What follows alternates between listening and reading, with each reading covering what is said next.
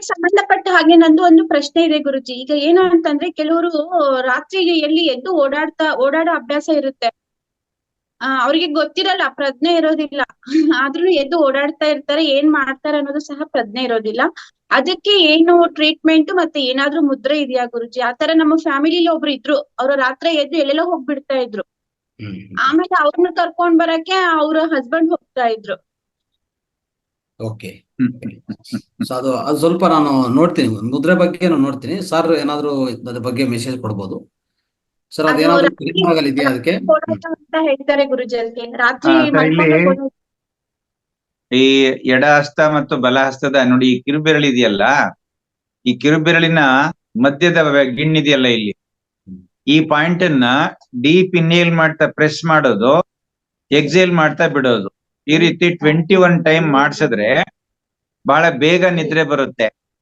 ಮತ್ತೆ ಪೂರಕ ಮಾಡುವಾಗ 4 ಎಣಿಸೋದು, ಮತ್ತೆ ಹಾಗೆ ಅಂತರ್ಕುಂಭಕ ಮಾಡಿದಾಗ 4 ಎಣಿಸೋದು, ಮತ್ತೆ ರೇಚಕ ಮಾಡುವಾಗ 4 ಎಣಿಸೋದು, ಮತ್ತೆ ಬಾಹ್ಯ ಕುಂಭಕ ಮಾಡಿದಾಗ 4 ಎಣಿಸೋದು. ಈ ರೀತಿ ಮಾಡಿಸ್ತಾ ಅಭ್ಯಾಸ ಆಗೋಗ್ಬಿಡ್ತು ಅಂತಂದ್ರೆ ಅವ್ರಿಗೆ ಗಾಢವಾದ ನಿದ್ರೆ ಬರುತ್ತೆ.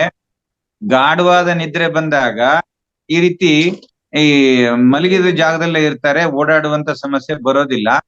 ಬಟ್ ಈ ನಿದ್ರೆನಲ್ಲೂ ಓಡಾಡ್ತಾರಲ್ಲ, ಗಾಢವಾದ ನಿದ್ರೆನಲ್ಲೂ ಓಡಾಡ್ತಾರಲ್ಲ, ಅವ್ರಿಗೆ ಯಾವ್ದೋ ಒಂದ್ ಸಮಸ್ಯೆ ಇರುತ್ತೆ. ಅದನ್ನ ತಜ್ಞರನ್ನೇ ಭೇಟಿ ಮಾಡ್ಬೇಕಾಗುತ್ತೆ ಸರ್. ಅದಕ್ಕೆ ನೋಡೋಣ, ಅದು ಅವ್ರ ಸಮಸ್ಯೆ ಒಟ್ಟಲ್ಲಿ ಇದು ಈ ರೀತಿ ಪ್ರೆಸ್ ಮಾಡ್ಕೊಳ್ಳೋದಿದೆಯಲ್ಲ ಕಿರುಬೆರಳಿನ ಈ ಭಾಗದಲ್ಲಿ, ಇದು ಡಿಸ್ಟರ್ಬ್ಡ್ ಸ್ಲೀಪ್ ಅನ್ನ ಹೋಗಲಾಡಿಸುತ್ತೆ.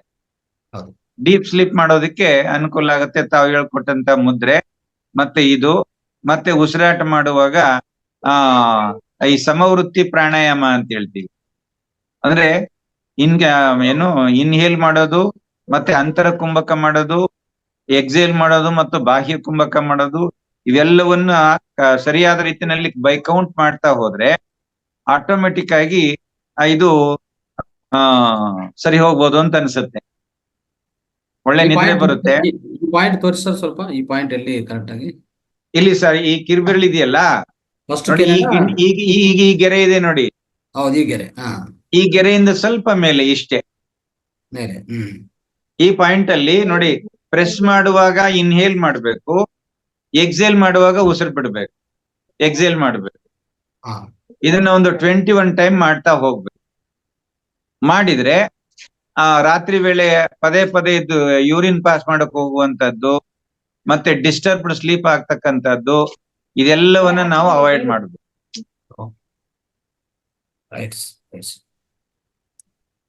ಓಕೆ, ಥ್ಯಾಂಕ್ ಯು ಗುರುಜಿ. ಅದ್ಭುತವಾಗಿರುವಂತಹ ಮಾಹಿತಿ. ಯಾಕಂತಂದ್ರೆ ಅವ್ರಿಗೆ ಪಾಪ 62 ವರ್ಷ, ಅವ್ರ ಆಂಟಿಗೆ. ಅವ್ರ ಅಂಕಲ್ಗೆ 4 ವರ್ಷ ಇದೆ. ಆದ್ರೂ ಅವ್ರು ಆತರ ಮಾಡ್ತಿದ್ರು ಪಾಪ. ಅಂದ್ರೆ ಮನೇಲೆ ಎಲ್ಲ ಹೋಗಿ ಸುಮ್ನೆ ನಿಂತ್ಕೊಳ್ಳೋದು, ಕುತ್ಕೊಳ್ಳೋದು, ಈ ತರ. ಬಟ್ ಕಾಯಿಲೆ ಏನು ಇರ್ಲಿಲ್ಲ ಅವ್ರಿಗೆ. ಆದ್ರೂನು ಆತರ ಅವ್ರಿಗೆ ತುಂಬಾ ವರ್ಷದಿಂದ ಇತ್ತು. ಈಗ್ಲೂ ಇದಾರೆ ಅವರು. ನಾನು ಅವ್ರಿಗೆ ಹೇಳಲಿಕ್ಕೆ ಅನುಕೂಲ ಆಯ್ತು ಇದನ್ನ. Okay, thank you Guruji. Thank you so much. ಇಲ್ಲಿ ಯಾರಾದ್ರೂ ಹೊಸಬ್ರು ಇದ್ರೆ ಅವ್ರ ಪ್ರಶ್ನೆ ಇದ್ರೆ ಕೇಳಮ್ಮ. ಅಲ್ಲಿಬ್ರು ಕೇಳ್ತಾನೆ ಇರ್ತಾರೆ. ಹೊಸಬ್ರು ಇವತ್ತು ಜಾಯ್ನ್ ಆಗಿರೋ ಯಾರೇನಿದಾರ ಅವ್ರ ಕೈ ಎತ್ತ ಕೇಳಿ. ಫೈನಲ್. ಓಕೆ ಮಾಸ್ಟರ್ಸ್, 2 ನಿಮಿಷ. ಹೊಸಬ್ರು ಇದ್ರೆ ಕೈ ಎತ್ತ ಕೇಳಿ, ಇವತ್ತಿಂದ ಜಾಯ್ನ್ ಆಗಿರೋರು. ಓಕೆ ಗುರುಜಿ. ನೋಡಿ ಮಾಸ್ಟರ್ಸ್, ಹೊಸಬ್ರಿಗೆ ಅವಕಾಶ ಇದೆ ಮೊದಲನೇ ದಿನಾನೇ. ಯಾಕಂದ್ರೆ ಯಾರು ಫಸ್ಟ್ ಅವಕಾಶವನ್ನ ಯಾರು ಮಿಸ್ ಮಾಡ್ಕೋಬಾರ್ದು. ಯಾರ್ದಾದ್ರು ಇವತ್ತು ಜಾಯಿನ್ ಆದವರು ಪ್ರಶ್ನೆ ಇದ್ರೆ ದಯವಿಟ್ಟು ನೀವು ರಾಜಾರೋಷವಾಗಿ ಕೇಳ್ಬೋದು. ಇಬ್ರು ನಮ್ಮ ಮಾಸ್ಟರ್ಸ್ ಗುರುಜಿ ಇದಾರಲ್ಲ, ಇಬ್ರು ನಮ್ಗೆ ಆನ್ಸರ್ ಅನ್ನ ಕೊಡ್ತಾರೆ. ಇವತ್ತು ಜಾಯಿನ್ ಆದವ್ರು ಮಾತ್ರ, ನಮ್ಮ ಹಳೆ ಮಾಸ್ಟರ್ಸ್ ಅಲ್ಲ. ಇವತ್ತು ಜಾಯಿನ್ ಆದವರು ಏನಾದ್ರು ಪ್ರಶ್ನೆ ಇದ್ರೆ ದಯವಿಟ್ಟು ಕೇಳಿ. ಇಲ್ಲಿ ಹೊಸಬ್ರು ಯಾರ್ಯಾರೋ ಕಾಣಿಸ್ತಾ ಇದಾರೆ. ಶಾಂತಾರಾಮ್ ಅಂತ ಯಾರೋ ಹೊಸಬ್ರು ಕಾಣಿಸ್ತಾ ಇದಾರೆ. ಶ್ರೀನಾಥ್ ಅಂತ ಹೊಸಬ್ರು ಕಾಣ್ತಾ ಇದಾರೆ. ದಯವಿಟ್ಟು ನಿಮ್ದು ಪ್ರಶ್ನೆ ಇದ್ರೆ ದಯವಿಟ್ಟು ಹ್ಯಾಂಡ್ ರೈಸ್ ಮಾಡಿ ಮಾಸ್ಟರ್ಸ್. ಈಗ ಎಲ್ಲರಿಗೂ ಅನ್ಮ್ಯೂಟ್ ಕೊಡ್ತೀನಿ, ದಯವಿಟ್ಟು ಮಾತಾಡಿ. ಅನ್ಮ್ಯೂಟ್ ಅವರೇ ಮಾಡ್ಕೊಂಡು ಮಾತಾಡಿ. ರೈಟ್ ಗುರುಜಿ, ಹಾಗೆ ತುಂಬಾ ನಮಸ್ತೆ. ರೈಟ್ ಸರ್ ನಮಸ್ತೆ. ನಾನು ಶಾಂತಾರಾಮ್ ಅಂತೇಳಿ. ನಾನು ಆಕ್ಚುಲಿ ಫಾರಂ ಕೇಳಿಸ್ಕೊಳ್ತಾ ಇರ್ತೀನಿ, ವಿಡಿಯೋಗ್ ಬಂದಿಲ್ಲ. ಅದೇ ನಿಮ್ದು 15ನೇ ತಾರೀಕು ವೈಟ್ ಫೀಲ್ಡ್ ಅಲ್ಲಿ ಇದೆ ಅಂದ್ರಲ್ಲ, ಅವತ್ ಬರ್ಬೇಕು ಅನ್ಸ್ತಾ ಇದೆ. ಅದೇ ನಮ್ದು ಯಮ್ಲೂರಲ್ಲಿ ಇದೀವಿ ನಾವು. ಮೋಸ್ಟ್ಲಿ ನಮ್ಗೆ ಹತ್ರ ಅನ್ಸುತ್ತೆ ವೈಟ್ ಫೀಲ್ಡ್. ಅಲ್ಲಿಗೆ ಬರ್ತೀವಿ ಸರ್. ಓಕೆ ಸರ್, ಆಯ್ತು, ಅದನ್ನೇ ಹೇಳೋಣ ಮಾಡ್ತೀವಿ. Okay, thank you sir. Next ಎಲ್ಲರಿಗೂ ಅನ್ಮ್ಯೂಟ್ ಕೊಟ್ಟಿದಮ್ಮ. ಹೊಸಬ್ರು ಯಾರಿದ್ರೆ ಅವರೇ ಮಾತಾಡ್ಲಿ. Okay, hand raise thank you ಮಾಡಿದ್ರೆ ನೋಡಿಲ್ಲ. ಶಾಂತಾರಾಮ್ ಮೇಡಮ್, ಅದ್ಭುತವಾಗಿ ಮಾತಾಡಿದ್ರಿ. ಮೊದಲ ದಿನ ನೀವು ಮಾತಾಡಿದ್ ಕೇಳಿಸ್ಕೊಂಡ್ವಿ, ತುಂಬಾ ಖುಷಿ ಆಯ್ತು ಮೇಡಮ್. ಓಕೆ, ಹೊಸ ಮಾಸ್ಟರ್ಸ್ ದಯವಿಟ್ಟು ಮುಂದೆ ಬನ್ನಿ, ಪ್ರಶ್ನೆ ಇದ್ರೆ ದಯವಿಟ್ಟು ಕೇಳಿ ಮಾಸ್ಟರ್ಸ್. ಮುಂದೆ ಬನ್ನಿ ಅಂದ್ರೆ ಅವ್ರು ಎದ್ದು ಅಲ್ಲಿ ಬಂದ್ಬಿಡ್ತಾರೆ ಮೊಬೈಲ್ ಎತ್ಕೊಂಡು. ಗಾಯತ್ರಿ ಅಂತ ಇದೆಯಲ್ಲ, ಗಾಯತ್ರಿ ಅನ್ನೋರು ಹೊಸಬ್ರು ಕಾಣಿಸ್ತಾ ಇದ್ದಾರೆ, ದಯವಿಟ್ಟು ಅವರು ಬನ್ನಿ ಮುಂದೆ ಮಾತಾಡಿ ಅಂತ ಕೇಳಲಿಕ್ಕೆ ಇಷ್ಟಪಡ್ತೀನಿ. ಹಾ. ಮತ್ತೆ ಹೇಮಲತಾ ಟಿಯು ಹೊಸಬ್ರು ತುಂಬಾ ಜನ ಇದ್ದಾರೆ ಗುರುಜಿ, ತುಂಬಾ ಅದ್ಭುತವಾಗಿರುವಂತಹ ಬದಲಾವಣೆ ಇವತ್ತು. ತುಂಬಾ ಜನ ಹೊಸ ಮಾಸ್ಟರ್ಸ್ ಮುಂದೆ ಬಂದಿದ್ದಾರೆ, ತುಂಬಾ ಸಂತೋಷದ ವಿಷಯ, ತುಂಬಾ ಖುಷಿ ಆಗ್ತಾ ಇದೆ. ವಿಡಿಯೋ ಆನ್ ಮಾಡ್ಕೊಂಡು ಮಾತನಾಡಿ ಅಂತ ಹೇಳಿ. ಹಾ, ಎಲ್ಲಾ ನಿಮ್ಮ ಒಂದು ದರ್ಶನವನ್ನ ನಮ್ಗೆ ಮಾಡಿಸ್ಬೇಕು. ನಾವ್ ಹೇಗೆ ತಿರುಪತಿಗೆ ಹೋಗಿ ದರ್ಶನ ಮಾಡ್ತೀವಲ್ಲ, ಈ ಮಹಾವತಾರ್ ಫೌಂಡೇಶನ್ ಅಲ್ಲಿ ಹೊಸ ಹೊಸ ಮುಖಗಳನ್ನ ನಾವು ನೋಡ್ಲಿಕ್ಕೆ ಇಷ್ಟಪಡ್ತೀವಿ. ಯಾಕಂದ್ರೆ ಅವರಿಂದನೂ ನಮ್ಗೆ ಶಕ್ತಿ ಸಿಗುತ್ತೆ ಅಲ್ಲ. ದಯವಿಟ್ಟು ಮಾಸ್ಟರ್ಸ್ ಹ್ಯಾಂಡ್ ರೈಸ್ ಮಾಡೋದ್ರ ಜೊತೆಗೆ ನಿಮ್ಮ ವಿಡಿಯೋವನ್ನ ಆನ್ ಮಾಡೋದು ನಮ್ಗೆ ತುಂಬಾ ಖುಷಿ ಆಗುತ್ತೆ, ನಮಗೂ ನಿಮ್ಮಿಂದ ಎನರ್ಜಿ ಸಿಗುತ್ತೆ. ಓಕೆ ಮಾಸ್ಟರ್ಸ್, ದಯವಿಟ್ಟು ಹ್ಯಾಂಡ್ ರೈಸ್ ಮಾಡಿ. ಇಬ್ರು ಮಾಸ್ಟರ್ಸ್ ಹ್ಯಾಂಡ್ ರೈಸ್ ಮಾಡಿದ್ದಾರೆ, ಅವ್ರು ನಮ್ ಹಳೆ ಮಾಸ್ಟರ್ಸ್ ಏನೆ. ದಯವಿಟ್ಟು ಹೊಸ ಮಾಸ್ಟರ್ಸ್ ಹ್ಯಾಂಡ್ ರೈಸ್ ಮಾಡಿ. ಅಲ್ಲ ದೀಪಾನ ಯಾತಕ್ ಕೇಳ್ದೆ ಇದನ್ನ ಅಂದ್ರೆ, ದೀಪಾ ಅವ್ರೆ ಹೇಳಿ ಗುರುಜಿ. ಯಾಕೆ ಹೇಳ್ದೆ ಇದನ್ನ ಅಂತಂದ್ರೆ, ಒಂದು ದೊಡ್ಡ ಸಾರ್ವಜನಿಕ ಸಭೆ ಸೇರಿತ್ತಂತೆ. ಆ ಸಭೆಯಲ್ಲಿ ಯಾವುದೋ ಒಂದು ಜನಾಂಗಕ್ಕೆ ಸೇರಿದ ಒಬ್ಬ ಹಿರಿಯ ವ್ಯಕ್ತಿ, ಸೀನಿಯರ್ ಸಿಟಿಜನ್, ಅವನು ಹೇಳಿದಂತೆ ಮಾತನಾಡ್ತಾ, ನಮ್ಮ ಜನಾಂಗ ತುಂಬಾ ಮುಂದೆ ಬರ್ಬೇಕು, ಬಹಳ ಹಿಂದುಳಿದ್ ಬಿಟ್ಟಿದ್ದಾರೆ ಅಂತಂತ ಶುರು ಮಾಡಿದ ತಕ್ಷಣ ಅವ್ರವ್ರ ಜನಾಂಗದವ್ರು ಯಾರ್ಯಾರು ಇದ್ರ ಅವ್ರೆಲ್ಲ ಕೂತಿದ್ ಜಾಗ ಬಿಟ್ಬಿಟ್ಟು ವೇದಿಕೆ ಹತ್ರ ಬರ್ತಾ ಇದ್ರಂತೆ.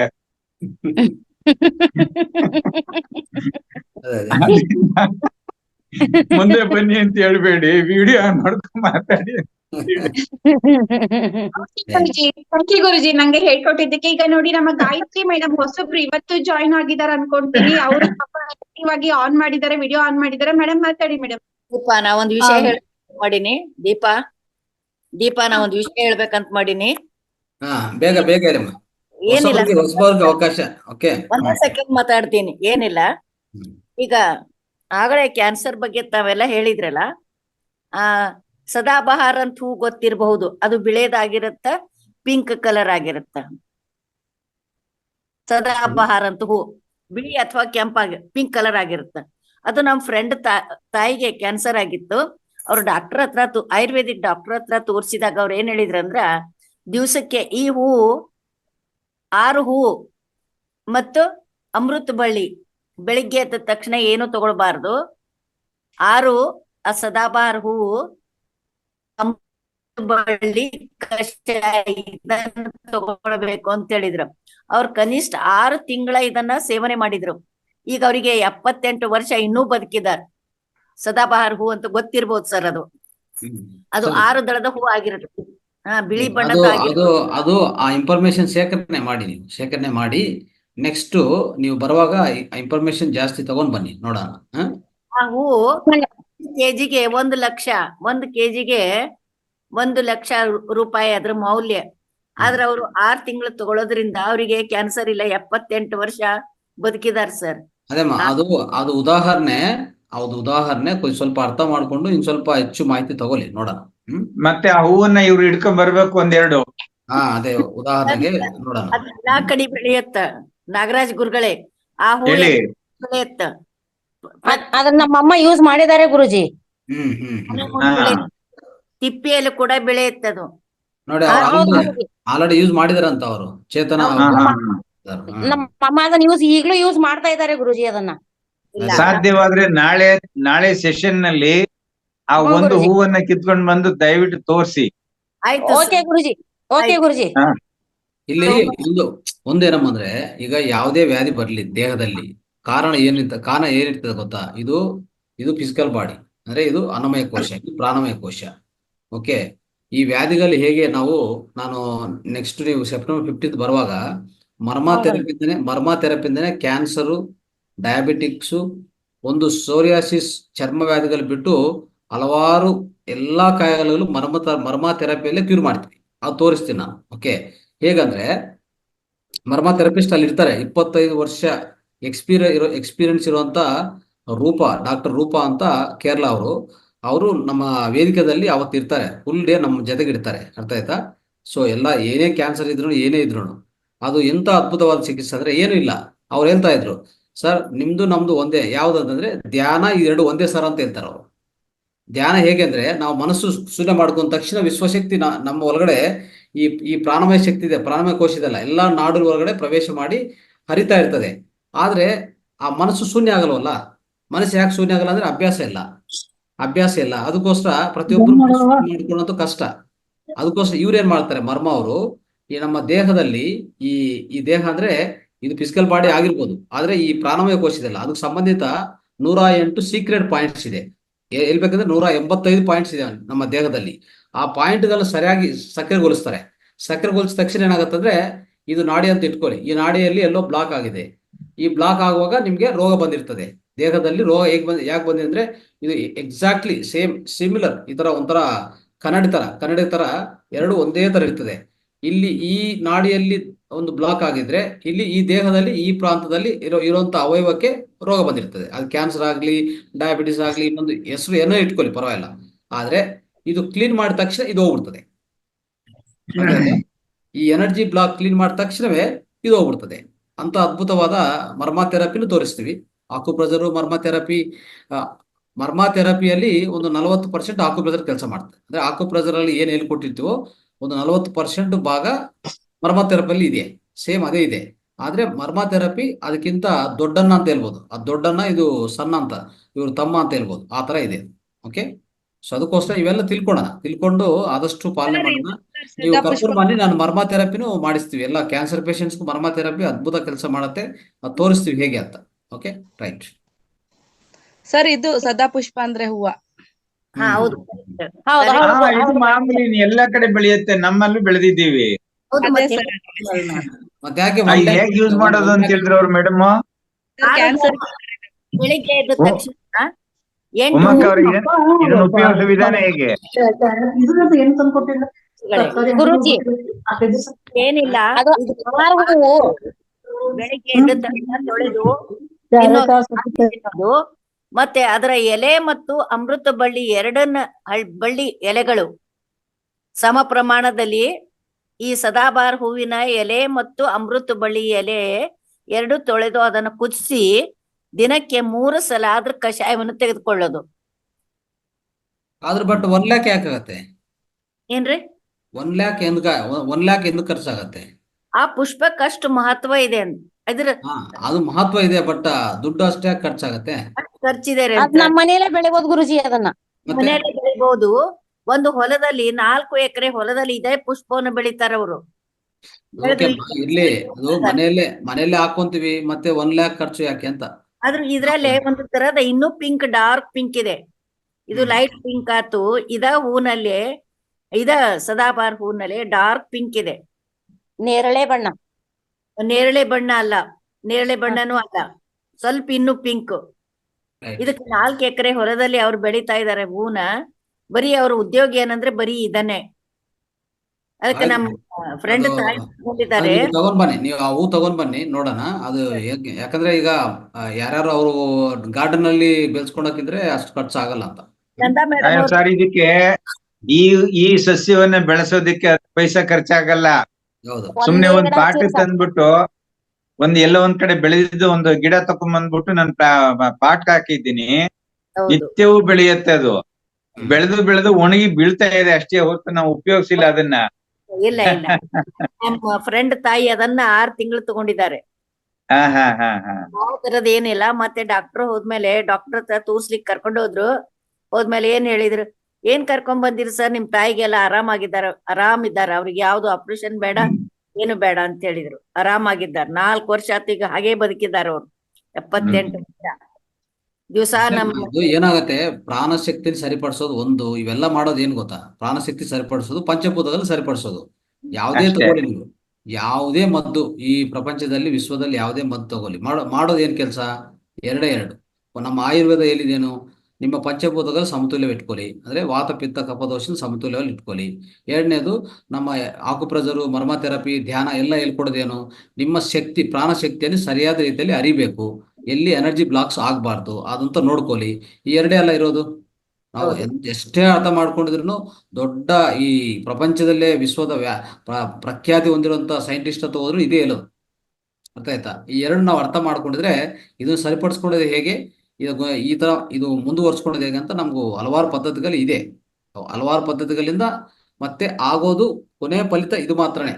ಪಂಚಭೂತಗಳು, ವಾತ ಪಿತ್ತ ಕಫದೋಷಗಳು ಸಮತೋಲ್ಯಗೊಳಿಸೋದು, ಈ ಕಡೆ ನಮ್ಮ ಪ್ರಾಣಶಕ್ತಿ ಹರಿಯೋದಕ್ಕೆ ಎಲ್ಲಿ ಎನರ್ಜಿ ಬ್ಲಾಕ್ಸ್ ಗಂಟೆಗಳಿರಬಾರ್ದು ಅಂತ ನೋಡ್ಕೊಂಡದು ಅಷ್ಟೇ ಬೇಕಾಗಿರೋದು. Okay, done. ಅವ್ರು ಹೇಗಿದ್ದಾರೆ ಅಂದ್ರೆ ಗುರುಗಳೇ, ಗಂಡ್ ಮಕ್ಳಕ್ಕಿಂತನೂ ಬಲ ಇದ್ದಾರೆ. ವಾಕಿಂಗ್ ಮಾಡ್ಲಿಕ್ಕಂತೂ ದಿನಕ್ಕ ಬೆಳಿಗ್ಗೆ ಅಡ್ಡಾಡ್ಲಿಕ್ 4-5 ಕಿಲೋಮೀಟರ್, ಸಾಯಂಕಾಲ 4-5 ಕಿಲೋಮೀಟರ್ ಅಡ್ಡಾಡ್ತಾರೆ. ಗಂಡಸಿನ ಬಲ ಇದ್ದಾರೆ ಅವ್ರ ತಾಯಿ. ಕರ್ಕೊಂಡ್ ಬನ್ನಿ, ನಿಮ್ ಜೊತೆ ಕರ್ಕೊಂಡ್ ಬನ್ನಿ. ಸರ್ ಅವ್ರು ಬರ್ತಾರ ಸರ್, ಬರೋದಿಲ್ಲ ಅವರು. ರೈಟ್. ಆಮೇಲೆ ಇನ್ನೊಂದ್ ಏನಂದ್ರೆ, ಈಗ ರಿಜಿಸ್ಟ್ರೇಷನ್ ಮಾಡಿಸ್ಬೇಕು ಅಂತ ಹೇಳಿದ್ರೆ ಅದು ಯಾಕೆ ಸರ್? ಅದು ಏನಿಲ್ಲ, ಅದು ವಾಟ್ಸಪ್ ಗ್ರೂಪ್ ಅಲ್ಲಿ ಒಂದು ವಾಟ್ಸಪ್ ಓಪನ್ ಮಾಡಿ, ಸಪರೇಟ್ ವಾಟ್ಸಪ್ ಓಪನ್ ಮಾಡಿದ್ವಿ. ಅದು ಕ್ಲಿಕ್ ಮಾಡಿದ್ರೆ ಅಲ್ಲಿ ಒಳಗೆ ಬರ್ತೀರಿ ಅಷ್ಟೇ. ಹೌದಾ? ಅಂದ್ರೆ ಸಪರೇಟ್ ಏನ್ ಮಾಡೋಂತದ ಅವಶ್ಯಕತೆ ಇಲ್ಲ. ಏನಿಲ್ಲ. ನಿನ್ನೆ ನೋಡಿದೆ ನಾನು, ನೋಂದಾಯಿಸ್ಕೊಳ್ಬೇಕು ಅಂತಿತ್ತಲ್ಲ, ಅದ್ರಲ್ಲಿ ಅದನ್ನ Click ಕ್ಲಿಕ್ ಮಾಡಿ. ಮಾಡಿ ಹೆಸರು ಕೊಟ್ರೆ ಸಾಕು. ಕ್ಲಿಕ್ ಮಾಡಿ ಸಾಕು, ಕ್ಲಿಕ್ ಮಾಡಿ. ಅದು ಕ್ಲಿಕ್ ಮಾಡಿ ಸಾಕು, ನೀವೇನೇನು ಮಾಡ್ಬೇಡಿ. ಮತ್ತೆ ನಿಮ್ಗೆ ಕಾಲ್ ಮಾಡ್ತಾರೆ, ಒಂದು ವಾರ ಮುಂಚೆ ಎಲ್ಲ ಕಾಲ್ಸ್ ಬರುತ್ತೆ, ಯಾರು ನಿಜವಾಗಿ ಬರ್ತಾ ಇದ್ರ ಸುಮ್ನೆ ಕ್ಲಿಕ್ ಮಾಡಿದ್ರ ಅಂತ. ಯಾಕೆಂದ್ರೆ ನಮ್ಮ ಮೆಡಿಟೇಷನ್ ಗ್ರೂಪ್ ಲಿಸ್ಟ್ ಅಲ್ಲಿ ಹಾ, ಹೆಚ್ಚು ಮುಂದ್ 1000 ಗಿಂತ ಮೇಲಿದ್ದಾರೆ. ಅದೇ ನಾನ್ ನೋಡ್ತಾ ಇದ್ರೆ ಇಷ್ಟೊಂದು ನಂಬರ್ಗಳಿದಾವೆ. ಇವರೆಲ್ಲ ಯಾತಕ್ ರಿಜಿಸ್ಟ್ರೇಷನ್ ಮಾಡ್ಕೊಂಡ್ರು, ಯಾತಕ್ಕೆ ಇವ್ರ ಅಭ್ಯಾಸ ಮಾಡ್ತಾ ಇಲ್ಲ ಅಂತ. ನಿಜವಾಗಿ ಬರ್ತೀವಿ, ನಿಜವಾಗಿ. ನಾನು ನನ್ ಮಗ ಮತ್ತ ಅವ್ನ ಫ್ರೆಂಡ್ ಬೆಂಗಳೂರಿನಲ್ಲೇ ಇರ್ತಾನೆ, ಅವ್ನ್ ಕೂಡ ಬರ್ತಾನಂತ. ಅದೇ ಅವನಿಗೆ ಖಂಡಿತ ಅದು ನಿಜವಾಗಿ ಬರೋದಕ್ಕೆ ನಾವು ಮತ್ತೆ ಒಂದು ವಾರ ಮುಂಚೆ ನಿಮ್ಗೆ ಕಾಲ್ ಮಾಡೋದು. ಇಲ್ಲಾಂದ್ರೆ ಸುಮ್ನೆ ಕ್ಲಿಕ್ ಮಾಡಿದ್ರ ಅಂತ ವೆರಿಫೈ ಮಾಡ್ತಾರೆ ಎಲ್ಲ. ನಿಮ್ಮಿಬ್ಬರ ಆದೇಶದ ಮೇರೆಗೆ ನನ್ಗೇನೇ ಇರ್ಲಿ ಬರ್ಲಿಕ್ಕೆ ಪ್ರಯತ್ನ ಪಟ್ಟಿದ್ದೀನಿ, ಬರ್ತಾ ಇದ್ದೀನಿ. ಅದ್ಭುತ, ಅದ್ಭುತ. ಬನ್ನಿ, ನಿಮ್ಮ ದಿವ್ಯ ದರ್ಶನ ಆಗ್ಲಿ. ಅಯ್ಯಯ್ಯೋ, ನಾನು ಅಷ್ಟು ಹೆದರೋಳು ಅಲ್ಲ ಗುರುಗಳೇ, ಇರ್ಲಿ. ಅಷ್ಟು ಶಕ್ತಿ ಇಲ್ಲ. ನಿಮ್ಮಿಬ್ಬರ ಶಕ್ತಿ ನನ್ಗೇನು ಇಲ್ಲ. ನಿಮ್ಮಿಬ್ಬರ ಮುಂದೆ ನಾನೇನೇ ಇಲ್ಲ, ಸಾಮಾನ್ಯ. ನಿಮ್ ಶಕ್ತಿ ನಿಮ್ ಶಕ್ತಿ ನಮ್ಮಿಬ್ಬರಿಗೂ ಇಲ್ಲ ಅಂತ ಹೇಳಿ. ಎಲ್ಲಾರು ಸಮಾನ, ಎಲ್ಲಾರು ಸಮಾನ, ಎಲ್ಲಾರು ಸಮಾನ. ಏನು ಅದ್ರ ಬಗ್ಗೆ ಜಾಸ್ತಿ ಇಲ್ಲ, ಕಡಿಮೆ ಇಲ್ಲ. ಓಕೆ. ಅಲ್ಲ, 1000-2000 ಧ್ಯಾನಾರ್ಥಿಗಳನ್ನ ಅವ್ರು ಒಂದುಗೂಡಿಸುವಂತ ಶಕ್ತಿ ನಿಮ್ಮಿಬ್ರಲ್ಲಿ ಇದೆ. ಒಂದೇ ಅಷ್ಟು ಜನರನ್ನ ನೀವು ಆಕರ್ಷಣೆ ಮಾಡುವಂತ ಶಕ್ತಿ ನಿಮ್ಮಿಬ್ರಲ್ಲಿ ಕೂಡ ಇದೆ. ನಾವೇನು ಅಸಾಮಾನ್ಯರು. ಆದ್ರೂ ನಿಮ್ಮಲ್ಲಿರೋ ಶಕ್ತಿ ಇಲ್ಲಿ ಯಾರಿಗೂ ಇಲ್ಲ ಅಂತ ನಾನು ಹೇಳಕ್ ಇಷ್ಟಪಡ್ತೀನಿ. ಯಾಕೆಂದ್ರೆ ಎಲ್ಲಾ ಇದ್ರಲ್ಲೂ ನೀವೇ ಮುಂದಿರ್ತೀರಾ, ಮಾತನಾಡೋದ್ರಲ್ಲಿ, ಪಾರ್ಟಿಸಿಪೇಟ್ ಮಾಡೋದ್ರಲ್ಲಿ ಮಹಾನಟಿ. ಅಲ್ಲ, ಮುಂದಿನ ಶನಿವಾರದ ಒಂದು ಸ್ಕ್ರಿಪ್ಟ್ ಕೂಡ ಆಗಲೇ ಮೊಬೈಲ್ ನಲ್ಲಿ ಹಾಕ್ಬಿಟ್ಟಿದ್ರಲ್ಲ, ಬ್ಲೂ ಶರ್ಟ್ ಹಾಕೊಂಡು. ಶನಿವಾರದಾಗಲೇ ತೋರ್ಸ್ಬಿಟ್ಟಿದಾರ ಅವ್ರು. ಶನಿವಾರದು ಏನ್ ಮಾಡ್ತೀನಿ ಅನ್ನೋದು ಕೂಡ ಅವ್ರು ಹಾಕ್ಬಿಟ್ಟಿದ್ದಾರೆ. ಮೇಡಮ್ ಅದ್ರಲ್ಲೂ ಮೆಸೇಜ್ ಇದೆ, ನಗು ನಗು ನಗಿರಿ, ಎಲ್ಲ ನಕ್ಕು ನಗಿರಿ ಅಂತ ಮೆಸೇಜ್ ಮಾತ್ರ ಹಾಕ್ತಿವಿ. ನಗುವಿಂದ ಏನು ಪರಿಷ್ಕಾರ ಆಗಲ್ಲ ಅಂತ ನಾನು ಒಂದು ಉದಾಹರಣೆ ಹೇಳಿದ್ದೀನಿ ಹಿಂದಿನ ಕ್ಲಾಸ್ ಅಲ್ಲಿ. ಮತ್ತೆ ಇನ್ನೊಂದು ಕ್ಲಾಸ್ ಅಲ್ಲಿ ಚರ್ಚೆ ಮಾಡೋಣ. ಈಗ ಟೈಮ್ ಆಯ್ತು. ಕಾಯಿಲೆ ಎಲ್ಲ ನಾಶ ಆಗುತ್ತೆ ನಗುವಿಂದಾನೆ, ಅರ್ಧ ಕಾಯಿಲೆ ಹೋಗುತ್ತೆ. ಎಲ್ಲಾ ಕಾಯಿಲೆಗಳು ಹೊರಟೋಗ್ಬಿಡುತ್ತೆ. ಹಾರ್ಟ್ ಅಟ್ಯಾಕ್ ಕೂಡ ಬರೋದಿಲ್ಲ ನಗುವಿನಿಂದ. ಅಲ್ಲ ಉಮ್ಮಮ್ಮ, ನಿತ್ಯ ಪುಷ್ಪಕ್ಕೆ ಇವೆಲ್ಲ ಈ ಪ್ರಪಂಚಕ್ಕೆ ಈ ವೇದಿಕೆ ಮುಖಾಂತರ ಹೇಳ್ಕೊಡೋಣ. ಯಾಕಂದ್ರೆ ಎಲ್ಲಾರು ಮರ್ತು ಬಿಟ್ಟಿದ್ದಾರೆ.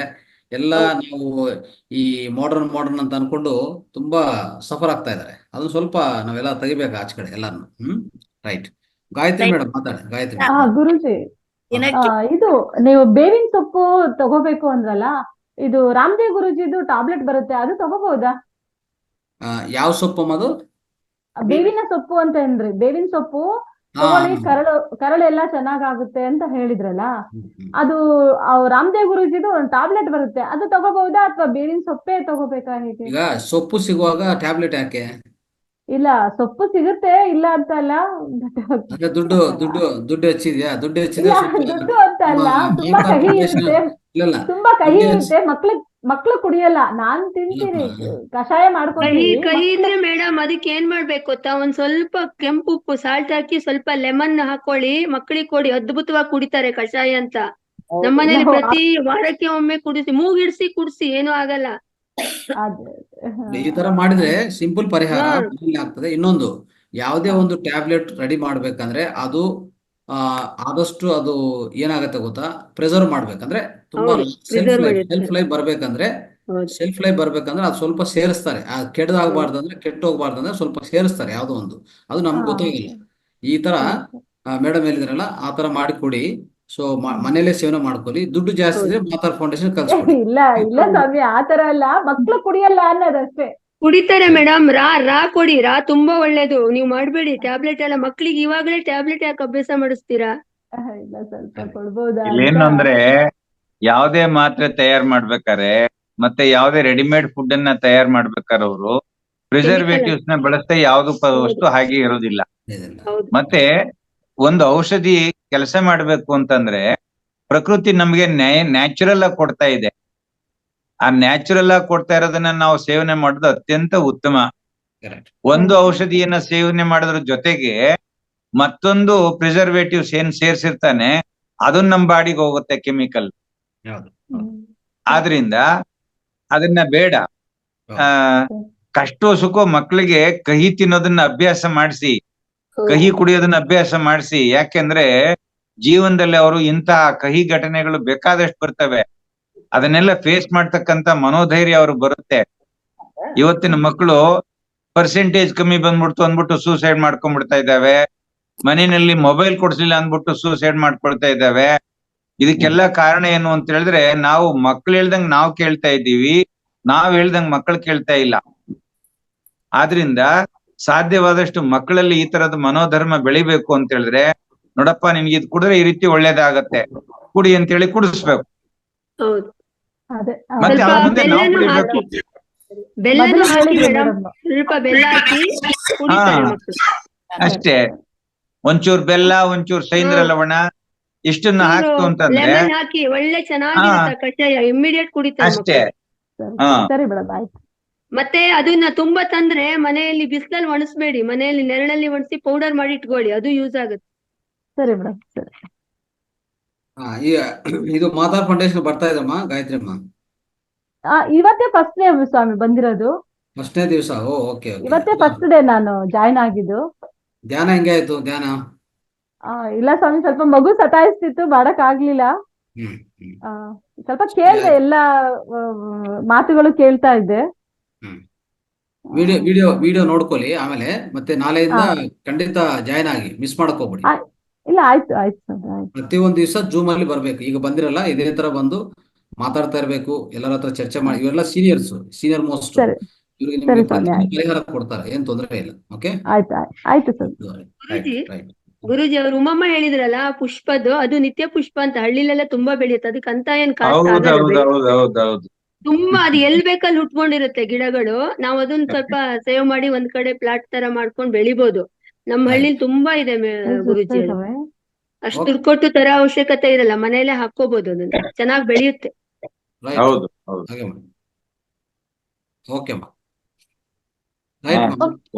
Okay sir, 9 ಹೊತ್ತಾಯ್ತು. ಹೌದು, ಮುಗ್ಸೋಣ.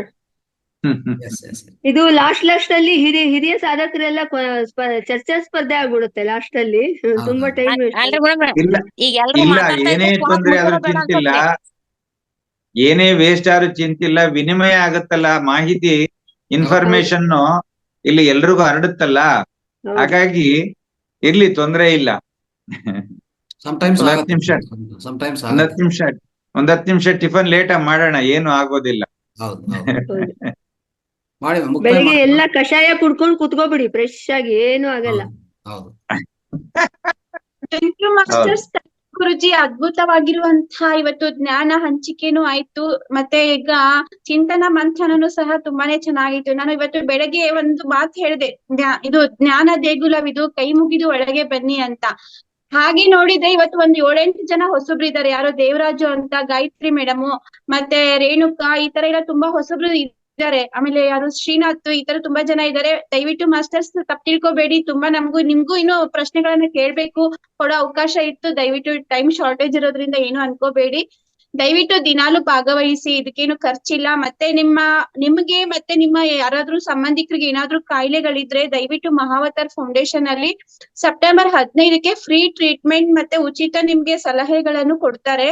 ದಯವಿಟ್ಟು ಯಾರಿಗಾದ್ರೂ ಕಾಯಿಲೆಗಳಿದ್ರೆ ಅಥವಾ ನಿಮ್ಮ ಸಂಬಂಧಿಕರಲ್ಲಿ ಯಾರಿಗಾದ್ರೂ ಕಾಯಿಲೆಗಳಿದ್ರೆ ಏನಾದ್ರೂ ಬೇಕು ಇನ್ಫಾರ್ಮೇಶನ್ ಅಂದ್ರೆ ದಯವಿಟ್ಟು ಮಹಾವತಾರ್ ಫೌಂಡೇಶನ್ಗೆ ಬನ್ನಿ ಅಂತ ಹೇಳ್ತಾ, ಇವತ್ತಿನ ಕ್ಲಾಸ್ ಅನ್ನ ಅದ್ಭುತವಾಗಿ ನಡೆಸಿಕೊಟ್ಟಂತಹ ನಮ್ಮ ರಂಗನಾಥ್ ಗುರುಜಿ ಮತ್ತೆ ನಮ್ಮ ನಾಗರಾಜ್ ಗುರುಜಿ ಹಾಗೆ ಮತ್ತೆ ನಮ್ಮ ಮೇಡಮ್ ಇವತ್ತು ಭಿನ್ನವಾಗಿ ಆಲೋಚಿಸು ಆ ಸಬ್ಜೆಕ್ಟ್ ಅನ್ನ ಹೇಳಿದ್ರು. ಗೀತಾ ಕ್ಯಾನ್ಸರ್ ಬಗ್ಗೆ ಮತ್ತೆ ಹಾಗೆ ಮನೆ ಮದುವಿನಲ್ಲಿ ಒಂದು ಮುದ್ರೆಯನ್ನ ತಿಳ್ಕೊಂಡ್ವಿ.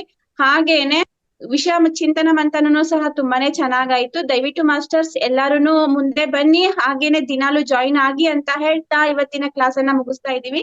Thank you masters, thank you Guruji, thank you thank you thank you.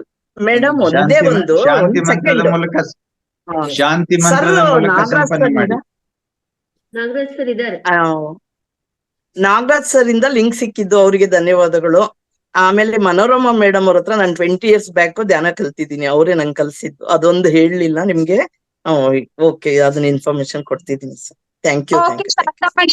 Daily join ಆಗಿ ತುಂಬಾ ಅದ್ಭುತವಾಗಿರುತ್ತೆ. ಇನ್ನೂ ನಮ್ದು 130 ಡೇಸ್ ಇರುತ್ತೆ, ಯಾರು ಮಿಸ್ ಮಾಡ್ಕೋಬೇಡಿ. ಒಳ್ಳೆ ಅಪರ್ಚುನಿಟಿ ಇದು, ಬಯಸದೆ ಬಂದ ಭಾಗ್ಯ. ಮನೆಗೆ ಬಂದು ಗುರುಜಿ ಎಲ್ಲ ಸಂದೇಶವನ್ನ ಹೇಳ್ಕೊಡ್ತಿದ್ದಾರೆ, ಹೊಸ ಹೊಸ ವಿಚಾರಗಳನ್ನ, ಆರೋಗ್ಯಕ್ಕೆ ಸಂಬಂಧಪಟ್ಟಂತಹ ಕೆಲವೊಂದು ಸಲಹೆಗಳನ್ನ ಹೇಳ್ತಿದ್ದಾರೆ. ದಯವಿಟ್ಟು ಎಲ್ಲಾರುನು ಇದನ್ನ ಉಪಯೋಗಿಸ್ಕೊಳ್ಬೇಕು ಅಂತಂದ್ರೆ ದಿನ ಒಂದು ಈ ಸತ್ಸಂಗದಲ್ಲಿ ಭಾಗವಹಿಸ್ಬೇಕು ಅಂತ ಹೇಳ್ತಾ ಇವತ್ತಿನ ಕ್ಲಾಸ್ ಅನ್ನ ಮುಗಿಸ್ತಾ ಇದೀವಿ. ಶಾಂತಿ ಮಂತ್ರ ಗುರುಜಿ ಹೇಳ್ತಾರೆ. ಗುರುಜಿ ಪ್ರಾರಂಭ ಮಾಡಿ.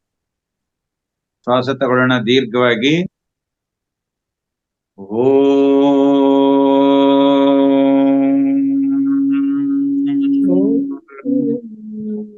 ಸರ್ವೇ ಭವಂತು ಸುಖಿನಃ, ಸರ್ವೇ ಸಂತು ನಿರಾಮಯಾಃ, ಸರ್ವೇ ಭದ್ರಾಣಿ ಪಶ್ಯಂತು, ಮಾ ಕಶ್ಚಿತ್ ದುಃಖ ಭಾಗ್ ಭವೇತ್.